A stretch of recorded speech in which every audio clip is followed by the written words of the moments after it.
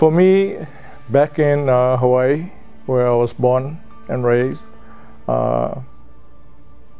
being fairly on the small side, I got introduced to judo. That was my first martial arts around the age of 13. Being at a church, the basement is what we use as our training center.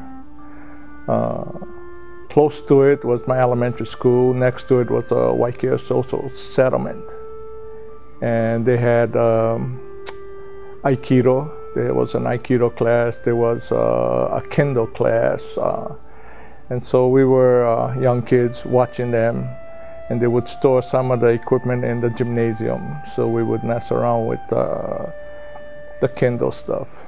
So judo was really my first serious training in the martial arts. After graduation in '58, I enlisted in the Army. I went with the 4th All Hawaii Company. People that graduate from high school that year usually had a company enlisted in the Army, and you go as a Hawaii company. I had my training up in Fort Ord. From Fort Ord, I went to Fort Eustis, Virginia. I had my schooling as an aircraft mechanic.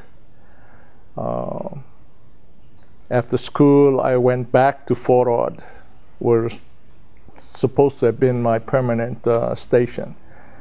But the last 13 months of my enlistment, I got called to go to Korea. Korea was considered a hardship tour, and that was only 13 months. While I was in Korea, I picked up the art of Matsuda, Taekwondo. You know how they kind of call it one thing and then they call it both of it is the same. And so for 12 months, I participated in the military supplied a ROC Army major to be the instructor for us. So we had maybe about 15 people, enlisted people. So again, that would be my first introduction to karate. After I came out of the service in '61, I came up to California from Hawaii. I actually enrolled in an aircraft mechanic school, LA Trade Tech. While I was attending LA Trade Tech, one evening, this one sales guy comes around and he's selling like a merchandise club for getting cheap merchandise. And just so happened he mentioned Jim H. Wu in El Monte. And so he invited me to come and visit the class. And for me, I got hooked the first time.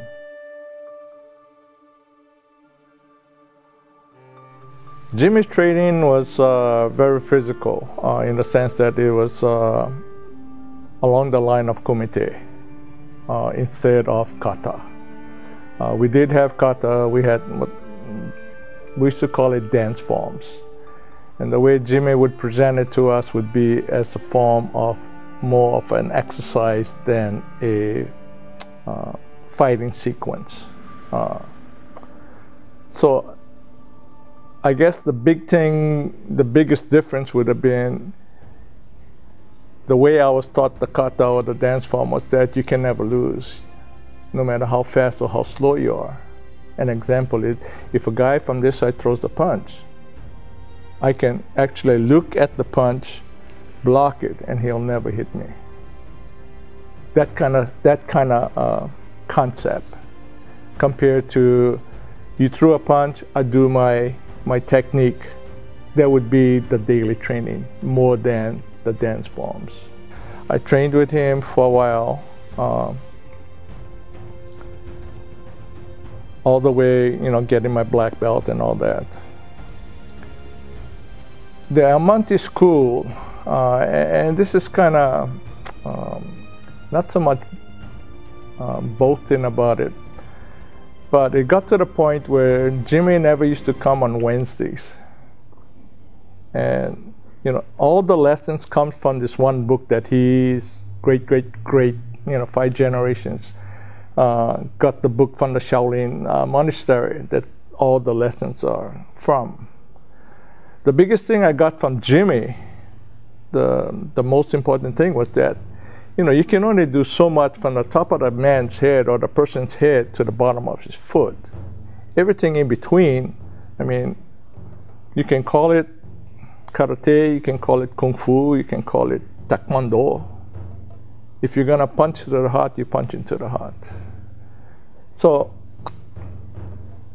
what happened was every Wednesday, Jimmy would say, create a lesson and give it to the class. He wasn't around, but this is his instruction to me. So knowing the science and physics behind most of the moves, like you can almost come up with some kind of sequence that Jimmy never taught. Some of it he already taught, but the sequence is the key thing, right? How you get from point A to point B. And this is what I was sharing with the students. So I was the guy that given what I would consider at that time the $40 lessons. And that's what we used to call it, the $40 lessons. There was a falling out between me and Jimmy. And the falling out was that I was asked by Inside Kung Fu to do a cover story. So I got shot for the cover by George Fung. He did the photographing as well as wrote the story. Well, unbeknownst to me, Jimmy H. Wu had an article in the same magazine. And I really didn't look at it that it was bad. But Jimmy didn't like the idea that he was second fiddle to a student. Because when I took the magazine to show the class or the studio people, I mean, Jimmy just blew up. So we had a falling out. I kind of went on his blacklist. So then I decided I had enough time to be an instructor, so I decided to leave the organization. Still teaching Kung Fu Sun Tzu. I had enough lessons, wrote down all my lessons, wrote down all my dance forms. So I had accumulated a lot of information that I could pass on to students. And I thought it was still enough to be a legitimate Kung Fu Sun Tzu school and represent it well. Another black belt from Jimmy H. Wu, Tony Felice, also joined. So both of us opened up a school in East LA. Yeah. And we were there a good while. I'd say over 40 years, I guess. So I go there, and they said, who you? I told them my name. You're not on the list. I said, yeah, Jimmy H. Wu sent me. He couldn't make it, so I'm his student. I'm taking his place. And just so happened David Chow was the technical advisor there. I don't know if you know David Chow. Yeah. Anyway, for some reason he recognized me. I didn't know David Chow at that time. But he goes, oh, okay, introduce myself. Yeah, okay. He goes, explain to him, Jimmy sent me, he's not coming. He goes, oh, that's fine. You can stay and take his place. And that's how I actually got my first TV role on Kung Fu series. Yeah.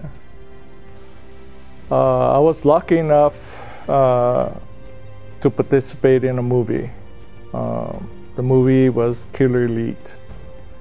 And the way I got on board, there was another student, Jimmy's student, calls me up and says, Gerald, I need to borrow some of your weapons because I'm going on an interview for a movie.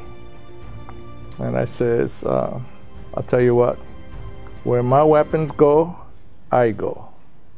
So he goes, yeah, that's fine. Both of us can go to the interview together. So we go to Samuel Goldwyn's studio up in Hollywood. I bring my weapons and we do different things, hand to hand, and then we do some weapons. And one of the things that I have is I concealed a blowgun in a piece of bamboo, about 3.5 feet, 4 feet long, that shoots darts. Anyway, I carry my darts in a 120 cigarette hot cover. I can carry 8 of them in there. So this guy says to me, hey Gerald, let's show Sam Peckinpah. I'll hold the pillow while you shoot the dart.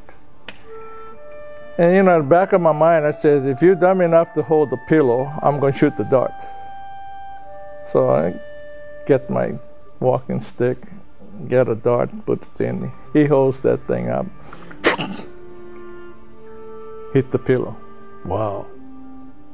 And then I showed some other deals, but that was one of the things that we demonstrated to Sam Peckinpah. To this day, I think for me, it's real funny. You know, it's like, I could have missed. Not really. I was that good. Right? Yes. Now, after doing Killer Elite, and you know, there was many big people, big name people in it. One of the double for Mako is also a stuntman and a coordinator. Right after shooting Killer Elite, I think it was the ending part of the year, he's coordinating a B movie. It was called Anderson's Navy or something like that, and this is the first time I started working with a lot of the pinup girls. So it was like the Waves, the female Navy personnel, and I went in as a self-defense instructor. So this guy says, hey, I got a gig for you. I said, yeah, okay. But you know, before you come to the set, I want you to stop at Home Depot, pick me up 4 slabs, 2-inch thick, must be about 8 inches, or maybe about 18 inches long. Pick up 4 of those cement slabs. And I said, okay, I can do that. We get on the set and he says, I need for you to break it with your head. And I says, you know, don't we have props? You know, something that might give. He goes, oh, don't worry, we can scuff it and it'll break just like that. So naturally, he's trying to scuff it up and it's not working. And now we're getting ready to shoot the scene. And okay, I'm game. So I'm doing my thing, getting ready, prepping for my headbutt to break the brick. So I did. 1 take, broke the brick. All I ended up was a big strawberry right here. Chuck Norris's brother, Aaron, I met on a movie prior to Octagon called Charlie Chan and the Curse of the Dragon Queen with Angie Dickinson and a bunch of celebrities, big celebrities. Peter Ustinov played Charlie Chan. They had the Asian people protesting that Peter Ustinov wasn't Asian and playing the part of Charlie Chan. So I was called to help out as a bodyguard. Anyway, that was the connection between Aaron Norris and Chuck Norris working the Octagon. Yeah. This is a project that, for me anyway, was a part in the movie. Good stuff, bad stuff, everything included in this project. And the reason I say that is that I went with Sensei Robago. He actually got me the part in this movie. He worked with the producer, director in previous movie. So anyway, I got the part.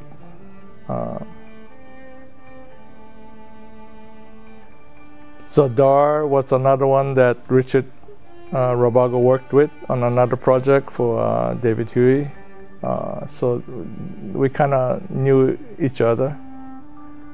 Amir actually let me do a lot of my own choreography and also help out. Matt really wasn't a martial art type of person, very athletic though, so it was easy to work with him. So some of the things that we did was right there on the spot, no rehearsal except for the day of the shoot. Scripts was kind of here and there. Today you come in and they give you 4 pages of what we're going to shoot, kind of deal. And again, it's the nature of a B movie, I guess. So for me, it was fun. I can almost ad-lib what I wanted to do. So again, it's another one of those journey down the road type of projects, and it was fun. I mean, we had things to laugh about. When we had to work hard for the fight scenes, we did. So it's another project that, you know, I enjoy doing.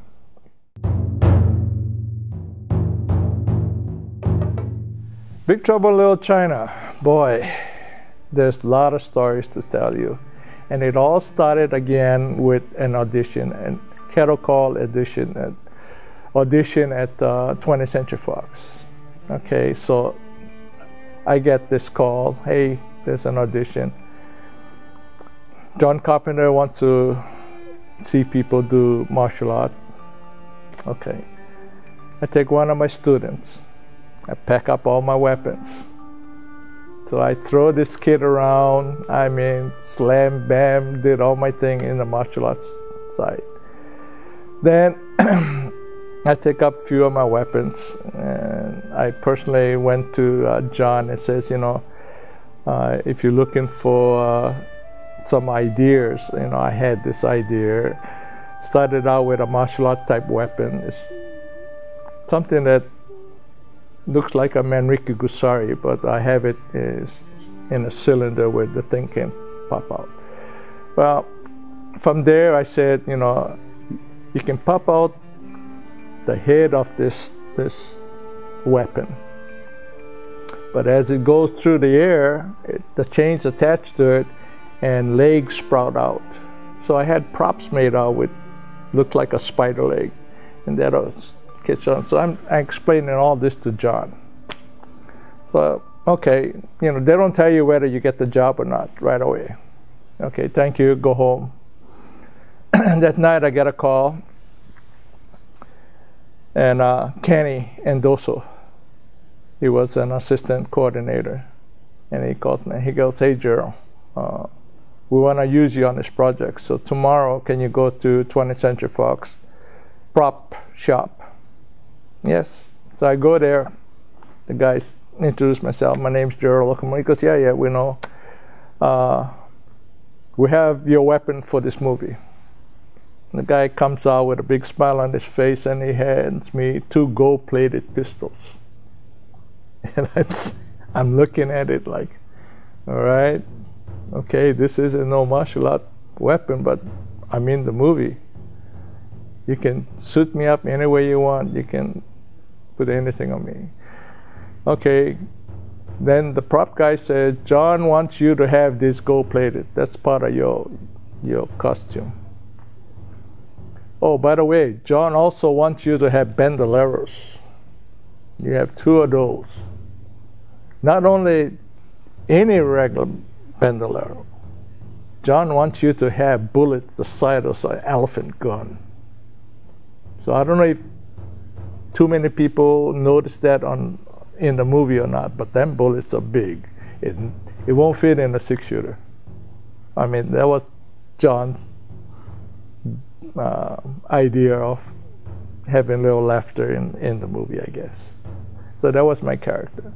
And again, working on it, it was one of those where James and the rest of those, James Liu and those guys kind of left us decide. If you partner with so-and-so, you work out a routine, you show it to them whether they like it or not. And that's how we kind of worked around, you know, the fighting stuff. But as far as the movie at that time, you know, the character, it was a character that John created. Okay, so lunch break, this one day, John says, come on, I'm going to shoot you in the alley. Okay, fine. I'm there, single on me now. And I said, wow, you know, this is going to be just me. So he said, what do you want? He says, can you do some kind of gesture before you draw your gun? And I went, boy, that camera is going to be on me. So I'm going to do a lengthy kata. Not so much the traditional kata, but, you know, it's like one of those, wow, kind of deal, you know. So I'm on screen a lot. Then I come down to the guns. Okay, then John says, don't draw yet. You know how those Western guys, they kind of twitch their finger by the gun butt? I said, yeah. He goes, I'm going to get an insert of that. So this is all John's idea. Now, he created this character. Okay, so that's what I'm real grateful for John. Everybody asked me, did you create a character? I said, no, John Carpenter was the one that said, hey. The only bad part to all of that, I couldn't be seen, or I couldn't do a lot of the scenes. I would go, they said, give me 8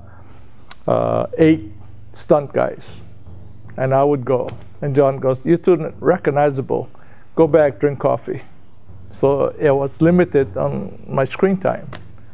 But again, it's one of those few movies that you cherish.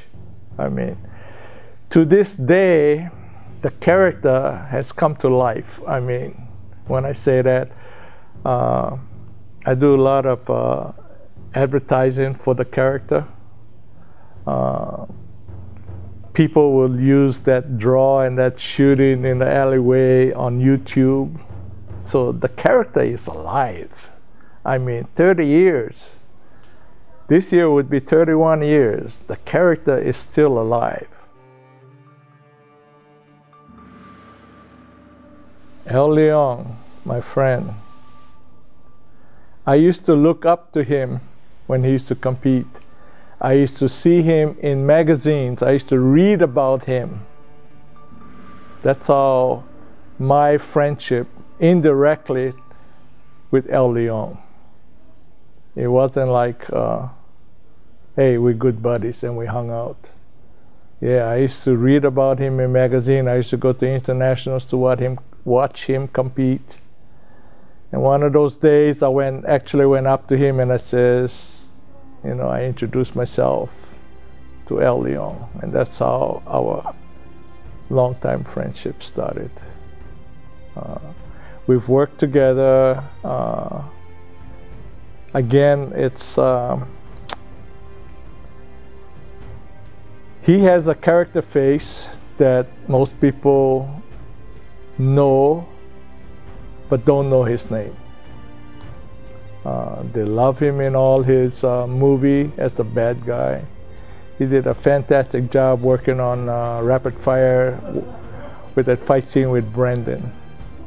But see, I have a better story than that. I was cast in a TV project series. The TV series was Knight Rider. The stunt guy says to me, and there was like 6 of us casting for this. And he says, all of you need to ride a dirt bike. And I says, excuse me, I don't ride a bike. And just to be a smart, I said, I need 4 wheels under my butt. It ain't gonna be 2. And I figured, well, I don't have the job, so I left. I got a call that night, I got a call. Hey, we wanna use you. I said, I'm not riding a dirt bike. They goes, you don't have to worry. We'll get you a stunt double. Okay, so next couple of days later, I go down to Universal Studio early in the morning. I'm going to wardrobe, pull up my car, get out and getting some stuff out of their backpack or whatever. And guy comes up with his truck with a dirt bike in the back. Guy comes out, El Leon. Hey, hi Al. I said, you doing this project? He goes, yeah, I got a call last night about 9 o'clock. There's some guy that can't ride a dirt bike. I got a double. And I said, that's me. El Leon had to double me. Yeah, I guess we have much respect for each other, both in the movie side and in the martial arts side. So yeah, that's a dear friend, dear friend.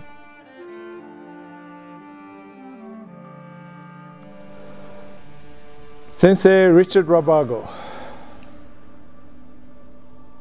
may he rest in peace, good friend. We had many, many enjoyable get-together, martial arts side, movie side. We taught different arts, but I think we respected each other's art for what it was. Emphasis for him was kata, I would think, more than kumite. Seemed like he put the katas first and then kumite second. Earlier I mentioned that Jimmy was kind of the opposite. And yet, we respected each other's opinion on the martial arts as a whole. Tried to stay away from all the politics behind the martial arts. We did a lot of things together in the sense that some of it related to the martial art. We used to go to tournaments together. He started doing a tournament circuit way before me, going with his students and all of that. You know, trying to talk about Richard is, I don't want to say hard. There's many things that were super good. A lot of things that were funny, in the sense that what happened when he and I go out together.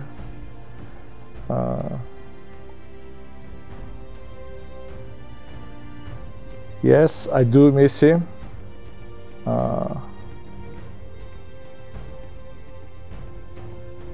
Let me just get on the happy side. This is getting a little bit too sad for me. Here's a story that you might enjoy. I'm going to share with you. I was cast on G.I. Joe, the movie, the first one. And I played a hard master, whatever that is. It's a character that's in the comic book. Okay. I was supposed to train Snake Eyes and Storm Shadow when they were young. Sensei Richard was cast as one of the instructors under my umbrella, so to speak. Okay, so even way back in the Big Trouble days, he was background, I was stunts. Background people had to park outside the studio. So naturally, I pick Richard up, he drives in with me. He goes to my trailer and we share my trailer. Okay. So again, he's considered background in G.I. Joe. Background people parks 5 miles away at a church parking lot and they get bussed in. I pick Richard up, he drives in with me. We go straight inside, close to my trailer. Okay, so we go down. He and I walk, we meet up with the PR guy, the PA, the production assistant, and he says, "Oh, you must be Gerald Okamura." Yeah. I said, "You have a trailer for me?" "Oh yes, this is your trailer." So naturally, Richard's following right next to me, right behind me, and we drop our stuff up in the trailer, and the guy says to us, "You know, you can go for breakfast. You know, go ahead and get your breakfast." Okay, he and I go.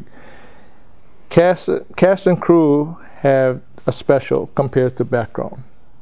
You know, background don't have all the luxury. They have buffet style. We can order what we want.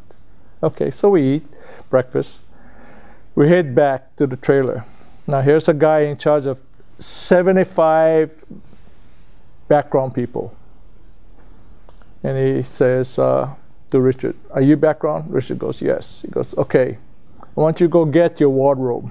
Get your wardrobe, come back here." And they have a canvas, a 4x4, and he says to Richard, "This is your dressing room. Get your wardrobe and you can change in there." Richard, without breaking a smile, and says, "Oh no, I have a trailer." And the guy says, "What?" Richard says, "I have a trailer." The guy goes, "Show me." So he walks all the way to my trailer and he goes, "You can find me right here. This is my trailer." And the guy didn't know what to say. Richard goes in, I go in, and okay. So that's one of the funny parts, right? We get ready to go on the set, and the guy said, "Okay, all you background guys, get in the van." And again, I'm standing out there. And didn't have many principals. It was just me and the 2 kids, Snake Eye and Storm Shadow, Kid Time. So 3 principals. So we big shot. So when the guy says to background guys, "Head for the van, they're going to take you to the set." And the guy comes to Richard and goes, "Get in the van." Richard goes, "No, I'm not going in the van." The guy says to him, "How you expect to get to the set?" He goes, "I have a golf cart. I'm going to ride with Gerald." That's what we did. We jumped in the golf cart. He jumps in, I jump in, and away we go. That was the fun stuff that me and Richard used to pull. Yeah.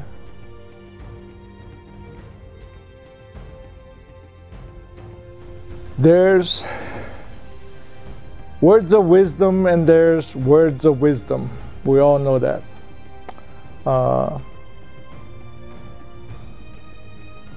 One of the words I want to share with all of you is you need respect. Respect for your fellow man. Beginners, advanced, masters, whatever. Respect. The other word I want to share with you is you have to be humble. Be humble. And when I talk about being humble, if you try to put yourself on a pedestal, you need to defend that. Every single day you need to defend yourself, staying on the pedestal. If you rely on people around you that put you on the pedestal, they will keep you there. Now, other words like self-confidence. Yes, you need self-confidence. When and how do you address self-confidence?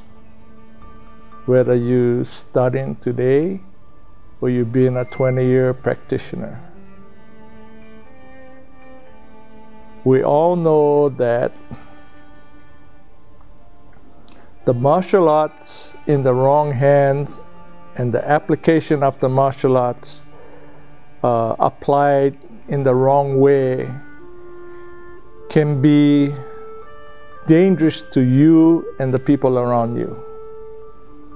So if you combine respect and the word humble along with the word confidence, I think if you understand and put these things in a basket, confidence, confidence, confidence. Yes, you need that. But be humble. Be humble and respect your fellow man. Now, what weapon is the best in the martial arts? I always use this example. The mind is the most powerful weapon that you can carry with you, because it's there with you all the time, 24/7. But along with that, we go back to being respectful and the word humble and self-confidence. So when I share this with you, it's how you perceive these little words. It's words. Respect, humble, self-confident.